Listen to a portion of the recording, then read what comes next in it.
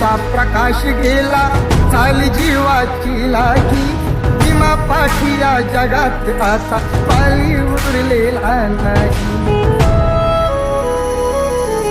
असे म्हणून दलित सारे रडू लागे धाई धाई.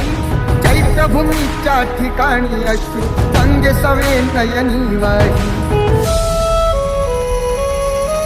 असून कोटी पिले तरीही, असून कोटी पिले तरीही भीम मूर्ती नातारली. दुष्ट काळाने भीमरायांची प्राणज्योत ती चोरली.